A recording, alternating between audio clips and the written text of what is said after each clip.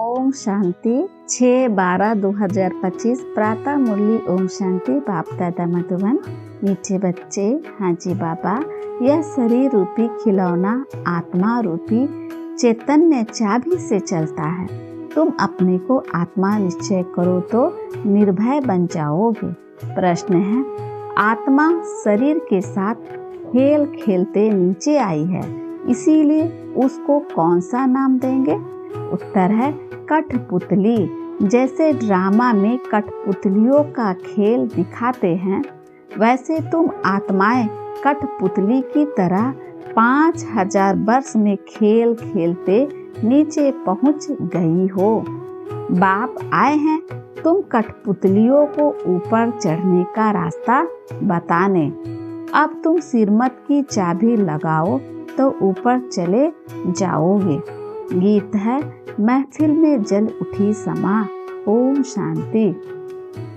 रूहानी बाप रूहानी बच्चों को सिरमत देते हैं। कभी कोई की चलन अच्छी नहीं होती तो माँ बाप कहते हैं तुमको सोल ईश्वर मत देवे। विचारों को यह पता ही नहीं कि ईश्वर सचमुच मत देते हैं। अभी तुम बच्चे को ईश्वरीय मत मिल रही है, अर्थात रूहानी बाप बच्चों को श्रेष्ठ मत दे रहे हैं श्रेष्ठ बनने के लिए। अभी तुम समझते हो हम श्रेष्ठ ते श्रेष्ठ बन रहे हैं। बाप हमको कितनी ऊंच मत दे रहे हैं। हम उनकी मत पर चलकर मनुष्य से देवता बन रहे हैं। तो सिद्ध होता है मनुष्य को देवता बनाने वाला वही बाप है। सिख लोग भी गाते हैं, मनुष्य से देवता किए तो जरूर मनुष्य से देवताएं बनने की मत देते हैं। उनकी महिमा भी गाई है। एको अंकार कर्ता पुरुष निर्भय। तुम सब निर्भय हो जाते हो, अपने को आत्मा समझते हो ना। आत्मा को कोई भय नहीं रहता है। बाप कहते हैं निर्भय बनो, भय फिर काहे का? तुमको कोई भय नहीं। तुम अपने घर बैठे भी बाप की सिरमत लेते रहते हो। अब सिरमत किसकी, कौन देते हैं, यह बातें गीता में तो है नहीं। अभी तुम बच्चे समझते हो। बाप कहते हैं तुम पतित बन गए हो, अब पावन बनने के लिए मामिकम याद करो। यह पुरुषोत्तम बनने का मेला संगम युग पर ही होता है। बहुत आकर सिरमत लेते हैं। इसको कहा जाता है ईश्वर के साथ बच्चों का मेला। ईश्वर भी निराकार है, बच्चे आत्माएं भी निराकार है। हम आत्मा है, यह पक्की पक्की आदत डालनी है। जैसे खिलौनों को चाबी दी जाती है तो डांस करने लग पड़ते हैं, तो आत्मा भी इस शरीर रूपी खिलौनों की चाबी है। आत्मा इनमें न हो तो कुछ भी कर ना सके। तुम हो चैतन्य खिलौने।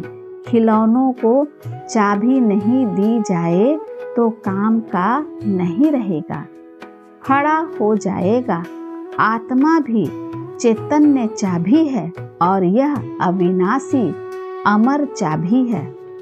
बाप समझाते हैं मैं देखता ही हूँ आत्मा को, आत्मा सुनती है। यह पक्की आदत डालनी है। इस चाबी बिगर शरीर चल ना सके।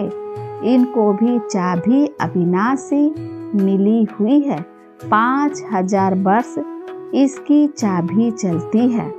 चैतन्य चाबी होने के कारण चक्र फिरता ही रहता है। यह है चैतन्य खिलौने। बाप भी चैतन्य आत्मा है। जब चाबी पूरी हो जाती है तो फिर बाप नए सिर युक्ति बताते हैं कि मुझे याद करो, तो फिर चाबी लग जाएगी। अर्थात आत्मा तमो प्रधान से सतो प्रधान बन जाएगी। जैसे मोटर से पेट्रोल खत्म होने पर फिर भरा जाता है ना, अभी तुम्हारी आत्मा समझती है हमारे में पेट्रोल कैसे भरेगा। बैटरी खाली होती है, फिर उनमें पावर भरी जाती है ना। बैटरी खाली होती है तो लाइट खत्म हो जाती है। अब तुम्हारी आत्मा रूपी बैटरी भरती है। जितना याद करोगे उतना पावर भरती जाएगी। इतना 84 जन्मों का चक्र लगाए बैटरी खाली हो गई है। सतो रजो तमो में आई है। अब फिर बाप आए हैं चाबी देने अथवा बैटरी को भरने। पावर नहीं है तो मनुष्य कैसे बन जाते हैं। तो अब याद से ही बैटरी को भरना है। इनको ह्यूमन बैटरी कहे। बाप कहते हैं मेरे साथ योग लगाओ। यह ज्ञान एक ही बाप देते हैं। सद्गति दाता हुआ एक ही बाप है। अभी तुम्हारी बैटरी सारी भरती है, जो फिर 84 जन्म पूरे पाठ बजाते हो। जैसे ड्रामा में कठपुतलियाँ नाचती है ना, तुम आत्माएं भी ऐसे कठपुतलियों मिसल हो। ऊपर से उतरते 5000 वर्ष में एकदम नीचे आ जाते हो। फिर बाप आकर ऊपर चढ़ाते हैं। वह तो एक खिलौना है। बाप अर्थ समझाते हैं चढ़ती कला और उतरती कला का। 5000 वर्ष की बात है। तुम समझते हो सिरमत से हमको चाबी मिल रही है। तुम फूल सतो प्रधान बन जाओगे।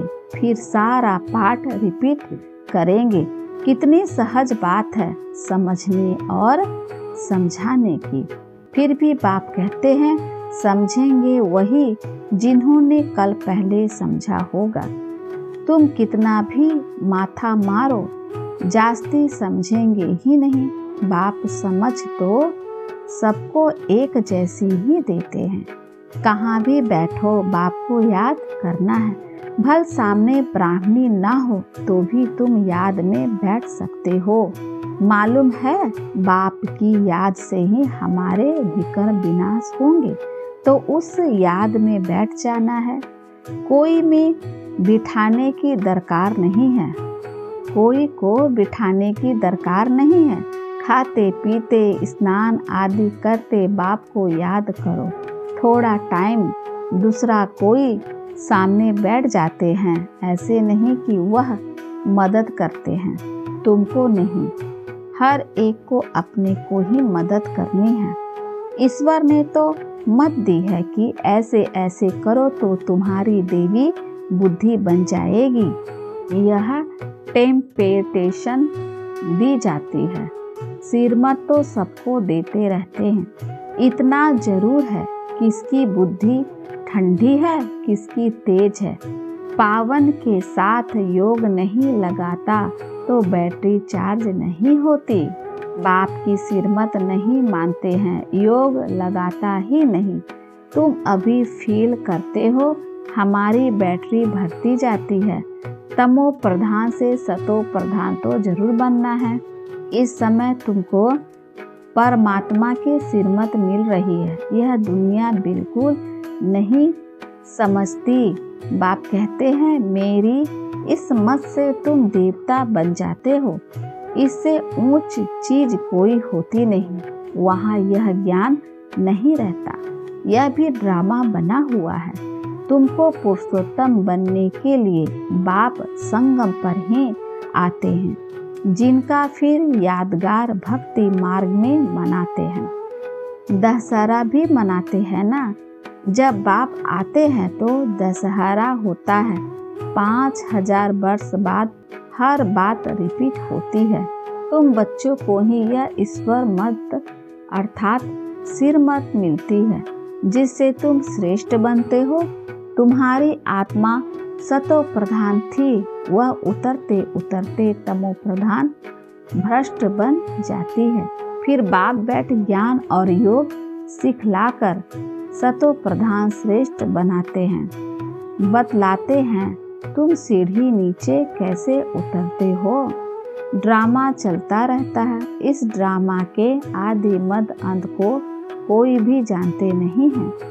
बाप ने समझाया है, अब तुमको स्मृति आई है ना। हर एक के जन्म की कहानी तो सुना नहीं सकेंगे, लिखी नहीं जाती जो पढ़कर सुनाई जाए। यह बाप बैठ समझाते हैं। अभी तुम सो ब्राह्मण बने हो, फिर सो देवता बनना है। बाप ने समझाया है, ब्राह्मण देवता क्षत्रिय तीनों धर्म में स्थापन करता हूँ। ब्राह्मण देवता क्षत्रिय तीनों धर्म में स्थापन करता हूँ। अभी तुम्हारी बुद्धि में है, हम बाप द्वारा ब्राह्मण वंशी बनते हैं, फिर सूर्यवंशी चंद्रवंशी बनेंगे। जो नपास होते हैं वह चंद्रवंशी बन जाते हैं। किसमें? नपास योग में। ज्ञान तो बहुत सहज समझाया है। कैसे तुम 84 का चक्र लगाते हो। मनुष्य तो 84 लाख कह देते तो कितना दूर चले गए हैं। अभी तुमको मिलती है ईश्वरीय मत। ईश्वर तो आते ही है एक बार। अभी तुमको तो मिलती है ईश्वरीय मत। ईश्वर तो आते ही है एक बार, तो उनकी मत भी एक बार ही मिलेगी। एक देवी देवता धर्म था, जरूर उन्हों को ईश्वरीय मत मिली थी। उसके आगे तो हुआ संगम युग। बाप आकर दुनिया को बतलाते हैं, तुम अब बदल रहे हो। इस समय तुमको बाप बदलते हैं। तुम कहोगे कल्प कल्प हम बदलते आए हैं, बदलते ही रहेंगे। यह चैतन्य बैटरी है ना, वह है जड़। बच्चों को मालूम हुआ है 5000 वर्ष बाद बाप आए हैं। श्रेष्ठ ते श्रेष्ठ मत भी देते हैं। ऊंच ते ऊंच भगवान की ऊंच मत मिलती है, जिससे तुम ऊंच पद पाते हो। तुम्हारे पास जब कोई आते हैं तो बोलो, तुम ईश्वर की संतान हो ना। ईश्वर शिव बाबा हैं। शिव जयंती भी मनाते हैं। वह है भी सद्गति दाता। उनको अपना शरीर तो है नहीं, तो किसके द्वारा मत देंगे ना। तो किसके द्वारा मत देते हैं। तुम भी आत्मा हो, इस शरीर द्वारा बातचीत करते हो ना। शरीर बिगर आत्मा कुछ कर ना सके। निराकार बाप भी आए, कैसे? गायन भी है, रथ पर आते हैं। फिर कोई ने क्या बैठ बनाया है। त्रिमूर्ति भी सूक्ष्म बतन में बैठ दिखाया है। बाप समझाते हैं, यह सब है साक्षात्कार की बातें। बाकी रचना तो सारी यहाँ है ना। तो रास्ता बाप को भी यहाँ आना पड़े। पति दुनिया में ही आकर पावन बनाना। यहाँ बच्चों को डायरेक्ट पावन बना रहे। समझते भी हैं, फिर भी ज्ञान बुद्धि में बैठता नहीं। कोई को समझा नहीं सकते। सिर मत को उठाते नहीं तो श्रेष्ठ ते श्रेष्ठ बन नहीं सकते। जो समझते ही नहीं वह क्या पद पाएंगे। जितना सर्विस करेंगे उतना ऊंच पद पाएंगे।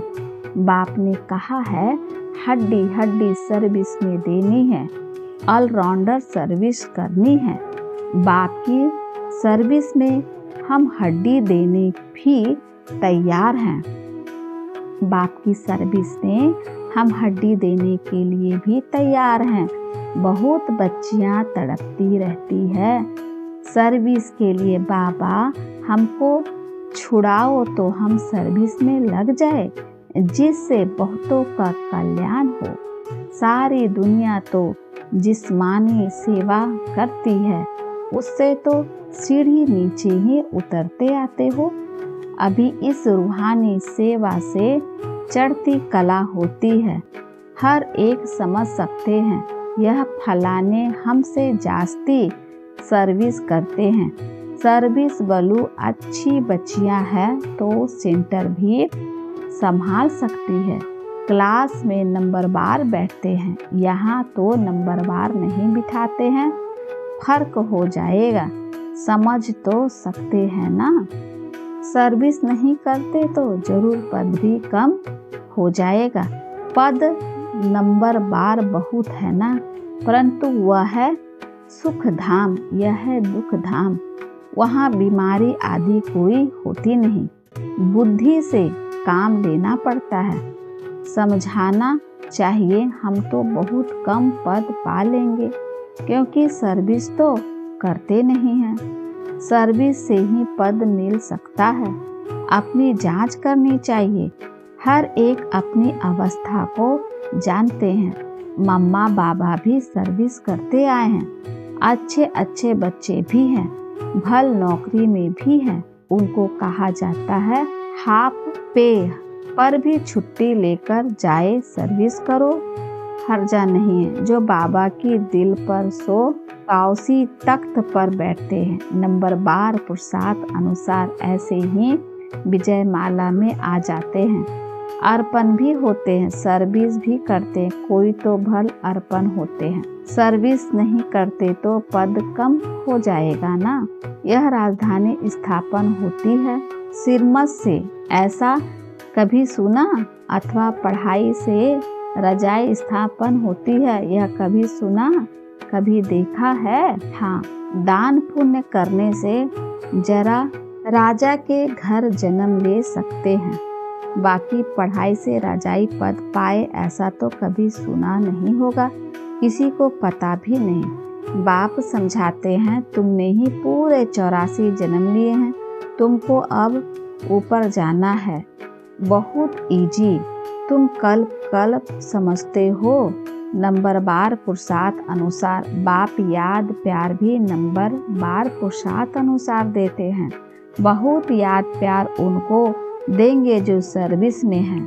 तो अपनी जांच करनी है कि मैं दिल पर चढ़ा हुआ हूँ, माला का दाना बन सकता हूँ। अनपढ़े जरूर पढ़े हुए के आगे भरी ढोएंगे। बाप तो समझाते हैं बच्चे साथ भरे, परंतु ड्रामा में पाठ नहीं है तो फिर कितना भी माथा मारो चढ़ते ही नहीं। कोई न कोई ग्रहचारी लग जाती है। देह अभिमान से ही फिर और विकार आता है। मुख्य कड़ी बीमारी देह अभिमान की है। सतयुग में देह अभिमान का नाम ही नहीं होगा, वहाँ तो है ही तुम्हारी पार्लर। यहाँ ही बाप समझाते हैं और कोई ऐसी सिरमत देते नहीं कि अपने को आत्मा समझ मामे कम याद करो। यह मुख्य बात है। खिलौना चाहिए, यह मुख्य बात है। लिखना चाहिए। निराकार भगवान कहते हैं, मुझ एक को याद करो, अपने को आत्मा समझो, अपनी देह को भी याद नहीं करो। जैसे भक्ति में भी एक शिव की ही पूजा करते हो, अब ज्ञान भी सिर्फ मैं ही देता हूँ, बाकी सब है भक्ति। अब विचारी ज्ञान एक ही शिव बाबा से तुमको मिलता है। यह ज्ञान सागर से रतन निकलते हैं, उस सागर की बात नहीं। यह ज्ञान का सागर तुम बच्चों को ज्ञान रतन देते हैं, जिससे तुम देवता बनते हो। शास्त्रों में तो क्या क्या लिख दिया है। सागर से देवता निकाला, फिर रतन दिया। यह ज्ञान सागर तुम बच्चों को रतन देते हैं। तुम ज्ञान रतन चुगते हो। आगे पत्थर चुगते थे तो पत्थर बुद्धि बन पड़े, अब रतन चुगने से तुम पारस बुद्धि बन जाते हो, पारसनाथ बनते हो ना। यह पारसनाथ लक्ष्मी नारायण विश्व के मालिक थे। भक्ति मार्ग में तो अनेक नाम अनेक चित्र बना रखे हैं। वास्तव में लक्ष्मी नारायण वे पारसनाथ एक ही हैं। नेपाल में पशुपतिनाथ का मेला लगता है, वह भी पारसनाथ ही है। अच्छा, मीठे मीठे सिख लद्दे बच्चों प्रति माता पिता बाप दादा का याद प्यार और गुड मॉर्निंग। रूहानी बाप के रूहानी बच्चों को नमस्ते। हम रूहानी बच्चों को रूहानी माता पिता बाप दादा को याद प्यार और नमस्ते बाबा, शुक्रिया बाबा, शुक्रिया बाबा। धारणा के लिए मुख्य सार है। पहला, बाप ने जो ज्ञान रतन दिए हैं वही चुगने हैं, पत्थर नहीं। दे अभिमान की कड़ी बीमारी से स्वयं को बचाना है। दूसरा है, अपनी बैटरी को फुल चार्ज करने के लिए पावर हाउस बाप से योग लगाना है। आत्मा अभिमानी रहने का पुरुषार्थ करना है, निर्भय रहना है। वरदान है, दातापन की भावना द्वारा इच्छा मात्रम अविद्या की स्थिति का अनुभव करने वाले तृप्त आत्मा भव। दातापन की भावना द्वारा इच्छा मात्रम अविद्या की स्थिति का अनुभव करने वाले तृप्त आत्मा भव। सदा एक लक्ष्य हो कि हमें दाता का बच्चा बन सर्व आत्माओं को देना है। दातापन की भावना रखने से संपन्न आत्मा हो जाओगे और जो संपन्न होंगे वह सदा तृप्त होंगे। मैं देने वाली दाता का बच्चा हूँ, देना ही लेना है। यही भावना सदा निर्विघ्न इच्छा मात्रम अविद्या की स्थिति का अनुभव कराती है। सदा एक लक्ष्य की तरफ ही नजर रहे। वह लक्ष्य है बिंदु और कोई भी बातों के विस्तार को देखते हुए नहीं देखो, सुनते हुए भी नहीं सुनो। इस स्लोगन है, बुद्धि व स्थिति यदि कमजोर है तो उसका कारण है व्यर्थ संकल्प। बुद्धि व स्थिति यदि कमजोर है तो उसका कारण है व्यर्थ संकल्प। अव्यक्त इशारे अब संपन्न वे कर्मातीत बनने की धुन लगाओ। कर्मातीत बनने के लिए कर्मों के हिसाब किताब से मुक्त बनो। सेवा में भी सेवा के बंधन से बंधने वाले सेवाधारी नहीं, बंधन मुक्त बन सेवा करो। अर्थात हद की रॉयल इच्छाओं से मुक्त बनो। जैसे देह का बंधन देह के संबंध का बंधन, ऐसे सेवा में स्वार्थ यह भी बंधन कर्मातीत बनने में विघ्न डालता है। कर्मातीत बनना अर्थात इस रॉयल हिसाब किताब से भी मुक्त रहना। अच्छा, ओम शांति।